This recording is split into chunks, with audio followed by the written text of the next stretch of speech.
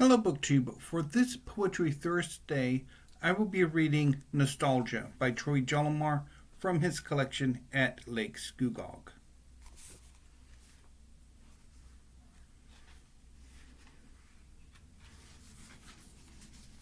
Nostalgia.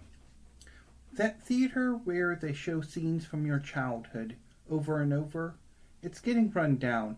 The marquee grease-speckled and faded, the floors unswept, the popcorn a little staler each time you make your way into the dismal interior to locate a seat near the front, nice and close to the action, silently creeping like a convict who's just tunneled out or escaped by hiding in bags of laundry, deftly dodging the spotlight beams of the scowling ushers.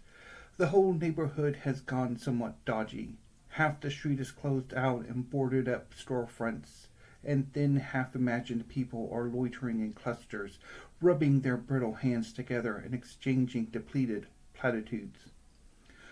But you're used to making your way past these shades and through the doors into the deteriorating lobby, and you do it each day, even knowing that just round the corner they've put in a new Cineplex, state-of-the-art and scrubbed clean of all life, whose screens offer you your choice of 24 visionary dazzles straight from the sound stages of Southern California. Sometimes you give in, you let yourself go there, but just to be lulled into sleep by the lustrous vicarious gleaming of somebody else's vacuum-packed dreams, and to wake up back here wheezing in the grimy fish tank atmosphere of the ancient and gasping air conditioning system whose roar drowns out half of the dialogue. Not that it matters, really. You've got it all memorized, every last word. They are, after all, your words, though the actors take certain liberties with them every so often, even sometimes changing the outcome of certain scenes. But you didn't say that. We didn't go bowling. I certainly don't recall a montage. She went back to the library, and I never saw her again. Even if, moreover, and don't ask me how this happens, there's no explanation, the actors seem to be altering slowly with time, becoming, if possible, yet more absurd in their grand optimism and foolish, disabling love for each other. So what is it, then, that keeps you coming back? Maybe it's the knowledge that you are the only customer, that when this movie-going of yours finally comes to its inevitable end, this screen is going to go dark, and these curtains are going to come down, and these doors are going to be closed for good.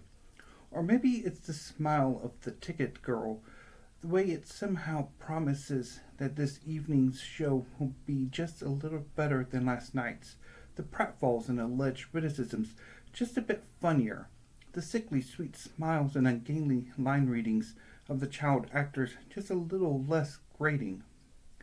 And who will play her? You can't help but wonder, in the sequel, the movie of the later part of your life, and who, for that matter, will in the end play you, on the night when you finally find her waiting for you after the show, lingering in the lobby, ready to say yes to your murmured, "Do you want to go somewhere?" The night when you finally get to slow dance with her, to put his arms around her and draw her face in close to yours and kiss her, like as they say in the movies, she's never been kissed before, all while you sit watching silent and still in the dark, and the air conditioner pumps out its Arctic blast, and the faithful projector grinds doggedly away. Nostalgia by Jollimore from his collection At Lake Scugog. Thank you, BookTube. Have a great afternoon and stay safe.